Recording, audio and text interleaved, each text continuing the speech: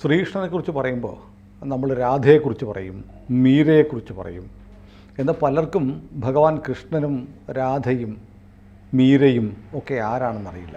നമുക്കിന്ന് ഭക്തമീരയെക്കുറിച്ച് സംസാരിച്ചാലോ? ഭക്തമീരയുടെ കാര്യത്തിലും കൃഷ്ണനോടുള്ള ഭക്തിയെപ്പറ്റി ആണ് നന്നായിട്ട് അറിയാം. അതുമായി ബന്ധപ്പെട്ട ഐതിഹ്യങ്ങളുമൊക്കെയാണ് ആളുകൾ കൂടുതലും ശ്രദ്ധിച്ചിരിക്കുന്നത്. പക്ഷേ മീര ഒരു ചരിത്ര കഥാപാത്രമാണ്. അതുകൊണ്ട് ആ ചരിത്ര ഭാഗം ആദ്യം പറയാം. അത് കഴിഞ്ഞ് ശ്രീകൃഷ്ണനോടുള്ള പ്രേമവും കാര്യങ്ങളും ഒക്കെ പറയാം. 1498 മീര ജനിച്ചത്. ശാരദ പൂർണിമ ആയിരുന്നു ജനിച്ച ദിവസം. അവരുടെ പേര് ഉച്ചയ്ക്കാണ് ജനിക്കുന്നത്. അപ്പോൾ സൂര്യൻ ഉച്ചത്തിൽ നിൽക്കുന്നത് കൊണ്ട് സൂര്യൻ്റെ പേരാണ് ഇട്ടത്.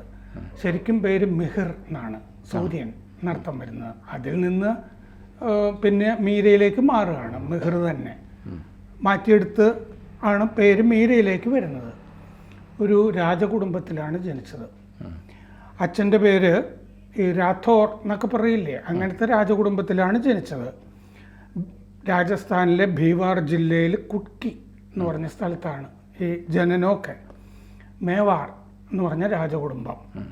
അച്ഛൻ രത്തൻ സിംഗ് റാത്തോർ. പിന്നെ അദ്ദേഹത്തിൻ്റെ അച്ഛൻ റാവു ദുബാജി. അദ്ദേഹം മേവാറിലെ രാജാവായിരുന്നു. പ്രപിതാമഹൻ ജോധ. അദ്ദേഹം ഉണ്ടാക്കിയതാണ് ജോധ്പൂർ. ഓ, ജോധ്പൂർ. അങ്ങനെയാണ് ജോധ്പൂരിന് പേര് വന്നത്, ജോധ. അങ്ങനെ പ്രപിതാമഹൻ, മുത്തച്ഛൻ്റെ അച്ഛൻ ആണ് അദ്ദേഹം. ഭർത്താവ് ഈ ചിത്തോർഗഡില്ലേ, ചിത്തോർ രാജകുടുംബത്തിൽ നിന്നുള്ള. ജോധ്പൂർ, അദ്ദേഹം ജോധ്പൂർ രാജാവായിരുന്നു. അദ്ദേഹമാണ് ആ സ്ഥലം പണിയുന്നത്, ജോധ്പൂർ. ജോധ്പൂർ ഒരു മനോഹരമായ സ്ഥലമാണ്. ഇവര് മേവാർ വലിയ കൊട്ടാരങ്ങളും അവിടെ ഒരു ഹവാമഹലൊക്കെ ഉണ്ട്. ഞാൻ മാസങ്ങളോളം ജോധ്പൂരിൽ താമസിച്ചിട്ടുണ്ട്. അതെ, അവിടെ എയർഫോഴ്സ് സ്റ്റേഷൻ. അത് പറഞ്ഞപ്പോഴാണ് ഞാനും ഈ എയർഫോഴ്സ് സ്റ്റേഷനിൽ താമസിച്ചിട്ടുണ്ട്, ജോധ്പൂർ. അപ്പോൾ ഈ കുൻവർ ഭോജ്രാജ്, ചിത്തോർഗഡിൽ നിന്നുള്ള കുൻവർ ഭോജ്രാജ് ആയിരുന്നു ഭർത്താവ്. വിവാഹം താല്പര്യം ഉണ്ടായിരുന്നില്ല, അടിച്ചേൽപ്പിച്ചതാണ്. കാരണം കൃഷ്ണനെയാണ് അവർ വിവാഹം ചെയ്തിരുന്നത് എന്ന് പറഞ്ഞാൽ മനസ്സ. അതെ. അപ്പോൾ 1516 ഈ വിവാഹം. ചിത്തോറിലെ ഇളയ രാജാവ് ആയിരുന്നു അദ്ദേഹം. 1518 ഡൽഹി സുൽത്താൻ ആക്രമിച്ചു ചിത്തോർഗഡിനെ. ആക്രമിച്ചപ്പോൾ പരുക്ക് പറ്റി ആക്രമണത്തിൽ. അല്ല, ഭർത്താവിന്. അങ്ങോട്ടും ഇങ്ങോട്ടും സേനകൾ ആക്രമിച്ചിട്ട്. മീരയ്ക്ക് ഈ ഭക്തി പ്രസ്ഥാനം മാത്രമല്ലേ ഉള്ളൂ. പരുക്ക് പറ്റി. 1521 ആ പരുക്കുകൾ കാരണം തന്നെ അദ്ദേഹം മരിച്ചുപോയി. മീര വിധവയായി. ഈ ഭർത്താവിൻ്റെ അച്ഛൻ അപ്പോഴും ഉണ്ടല്ലോ. ഭർത്താവിൻ്റെ അച്ഛൻ റാണാ സംഘ, അവിടുത്തെ രാജാവാണ്. അദ്ദേഹം യുദ്ധം ചെയ്യുന്നത് ബാബറിനോടാണ്.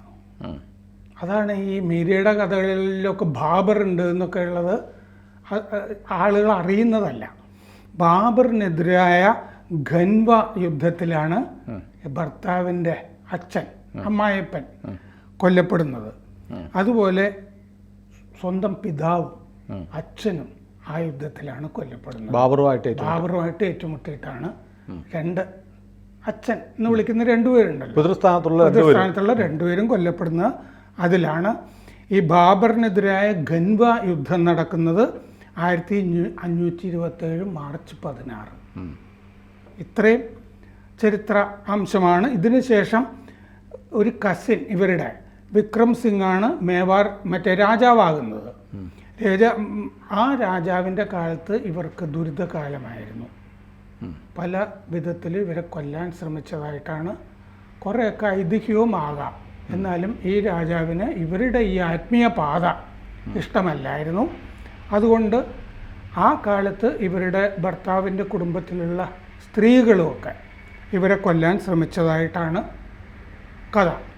അപ്പോൾ അതുകൊണ്ട് ആ ഭാഗത്തേക്ക്, ഇനി ചരിത്ര ഭാഗം കഴിഞ്ഞാൽ ആ ഭാഗത്തേക്ക് വരിക. 4-ാം വയസ്സിൽ മുത്തച്ഛൻ ഇവരെ ഗുജറാത്ത് ഠാക്കോറിലേക്ക് റാഞ്ചോധ്ര ക്ഷേത്രത്തിൽ ദർശനത്തിന് കൊണ്ടുപോയി. മേവാറിൽ നിന്ന് അങ്ങോട്ട് കൊണ്ടുപോയി. അവിടെ ക്ഷേത്ര ദർശനം കഴിഞ്ഞപ്പോൾ മീര മറ്റേ മുത്തച്ഛനോട് ചോദിച്ചു ഒന്ന്, മുത്തച്ഛൻ എന്നോട് എപ്പോഴും കഥകളിൽ പറയാറുള്ളത് ദൈവം എല്ലായിടത്തും ഉണ്ടെന്നാണല്ലോ, തൂണിലും തുരുമ്പിലും ഒക്കെ. അപ്പോൾ പിന്നെ നമ്മൾ വീട്ടിൽ തന്നെ ഇരുന്നാൽ പോലെ ഇങ്ങനെ ക്ഷേത്രത്തിലേക്ക് പോകുന്നത് എന്തിനാണ്? അപ്പോഴും ഒരു ഇൻക്വിസിറ്റീവായ ഒരു കുട്ടിയാണ് എന്നാണ് ആ കഥയിൽ. പിന്നെ എന്തിന് നമ്മൾ ക്ഷേത്രത്തിൽ പോകുന്നു? അത് കഴിഞ്ഞ് ഈ വീട്ടിൽ സത്സംഗമൊക്കെ നടക്കുമായിരുന്നു. ഒരു യോഗി വന്നിട്ട് അഷ്ടാംഗയോഗം അഭ്യസിപ്പിക്കാൻ തുടങ്ങിക്കഴിയുമ്പോൾ തന്നെ ഈ സമാധിയെപ്പറ്റി പല ആളുകൾക്കൊന്നും അറിയില്ല എന്നുള്ളത് വ്യക്തമായിരുന്നല്ലോ. ഈ പ്രാർത്ഥിച്ചു കൊണ്ടിരിക്കുമ്പോൾ തന്നെ ആളുകൾ സമാധിയിൽ പോകുമല്ലോ. രാമകൃഷ്ണ പരമഹംസർ, ഞാനത് മാതാ അമൃതാനന്ദമയിൽ കണ്ടിട്ടുണ്ട്. അവരാ കൈയൊക്കെ ഉയർത്തി ഇങ്ങനെ പാടിക്കൊണ്ടിരിക്കുമ്പോൾ തന്നെ ഇങ്ങനെ ലയിച്ചിങ്ങനെ ഉറങ്ങിപ്പോയ പോലെ കണ്ണക്കടയുന്നതൊക്കെ കാണാം. ഇങ്ങനെ സമാധിയിൽ രാമകൃഷ്ണ പരമഹംസർ നിൽക്കുന്നൊരു ചിത്രം വളരെ പ്രസിദ്ധമാണ്.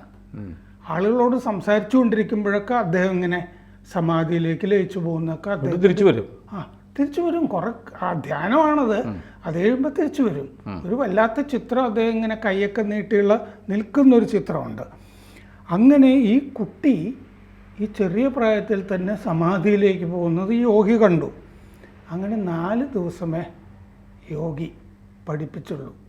അത് കഴിഞ്ഞ് യോഗി പോവുകയാണെന്ന് പറഞ്ഞപ്പോൾ മുത്തച്ഛൻ ചോദിച്ചു, എന്താണ് അങ്ങനെ? അല്ല, എൻ്റെയും ഗുരുവാണ് ഈ കുട്ടി, ഞാൻ ഇനി ആ കുട്ടിയൊന്നും പഠിപ്പിക്കാനില്ല എന്ന് പറഞ്ഞു. അദ്ദേഹം പോയി.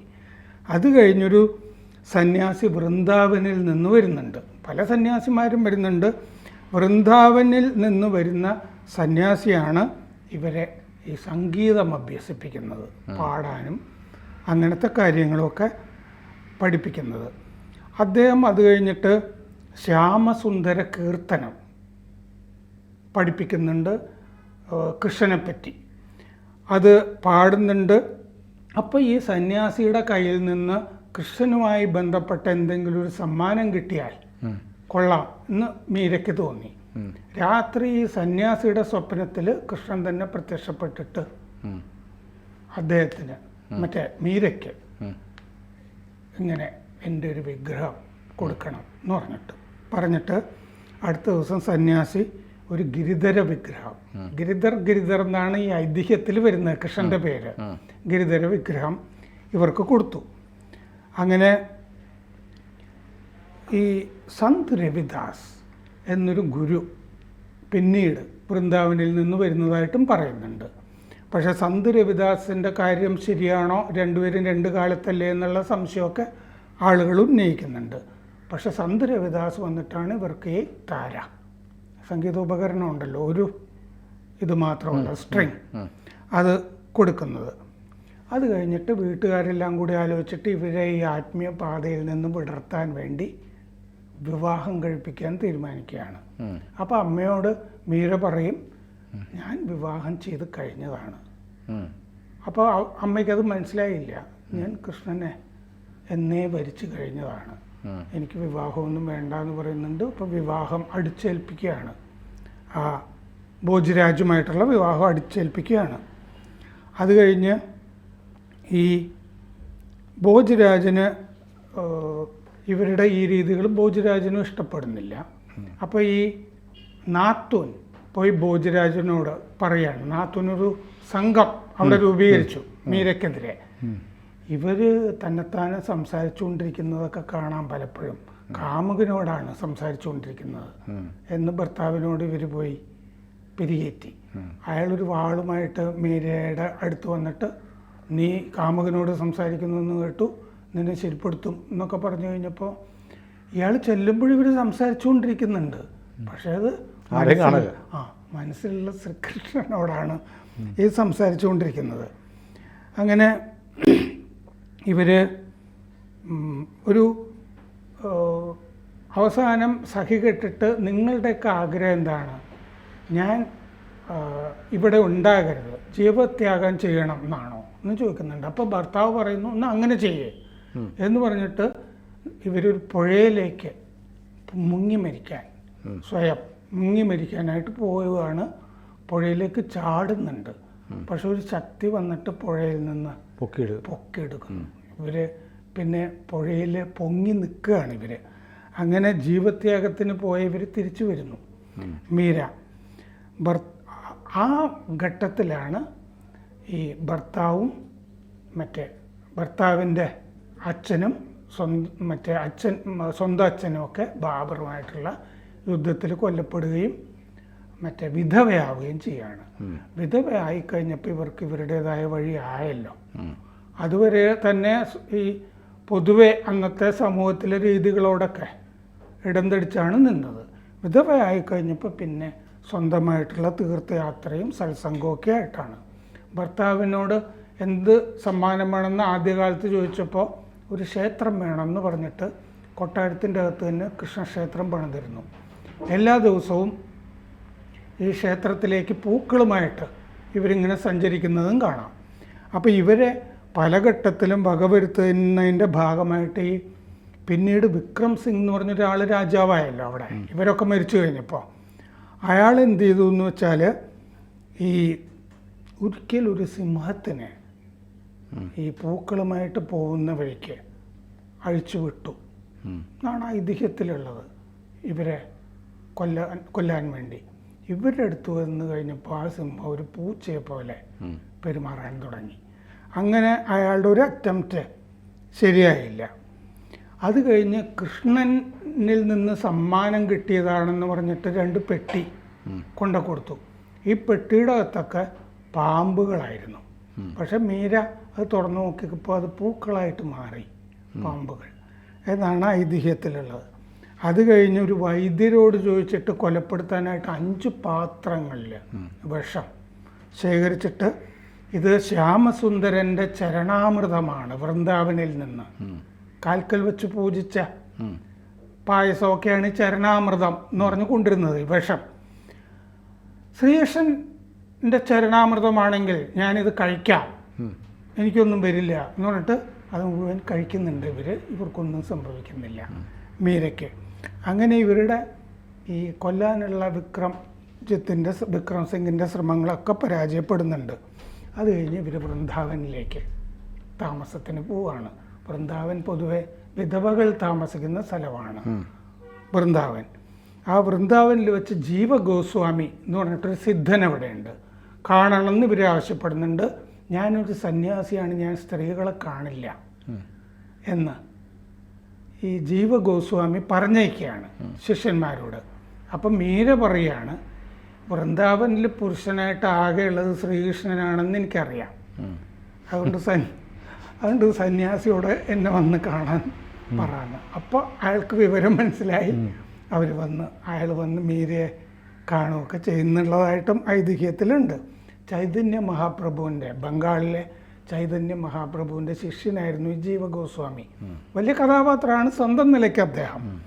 അത് കഴിഞ്ഞ് ദ്വാരകയിലേക്ക് പോകുന്നു. ദ്വാരകയിലാണ് അവസാനത്തെ 8 കൊല്ലം മീരയുടെ. ആ സമയത്ത് ഈ ചിത്തോർഗഡിൽ ഈ വലിയ ദുരിതമാണ്. പട്ടിണി, ഭക്ഷ്യക്ഷാമം തുടങ്ങി ദുരിതക്കയത്തിൽ ആണ്ടുപോവുകയാണ്. അപ്പോൾ ഇവിടെ നിന്നുള്ള ഒരു പ്രതിനിധി സംഘം ദ്വാരകയിലെത്തിയിട്ട് മീരയോട് മോശമായിട്ട് പെരുമാറി എന്നൊക്കെ ജ്യോത്സ്യന്മാരൊക്കെ പറയുന്നുണ്ട്. മീരയോട് തിരിച്ചു വരാൻ ആവശ്യപ്പെടുകയാണ് ചിത്തോറിൽ നിന്നുള്ള സംഘം.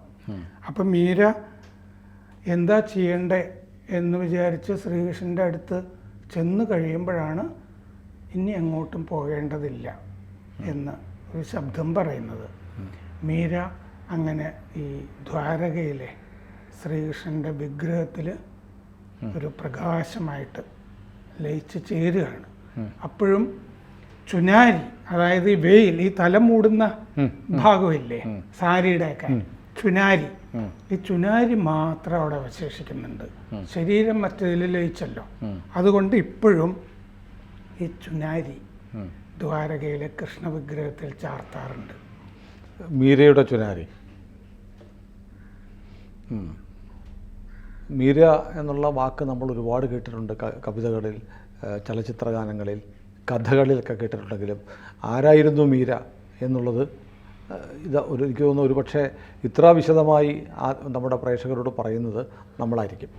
മീര സ്നേഹത്തിൻ്റെ, പ്രണയത്തിൻ്റെ, ഭക്തിയുടെ ഒക്കെ ഒരു മൂർത്ത രൂപമായിരുന്നു. കൃഷ്ണനെക്കുറിച്ച് പറയുമ്പം രാധയും മീരയും, ഇവരുടെ ഭജന ഇല്ലാതെ, രാധയും മീരയും ഇല്ലാതെ എന്ത് കൃഷ്ണൻ. അതെ. കൂടുതൽ വാർത്തകളും വിശേഷങ്ങളും നിങ്ങളിലേക്ക് എത്താൻ ABC മലയാളം സബ്സ്ക്രൈബ് ചെയ്യുക, ബെൽ ബട്ടണും അമർത്തുക.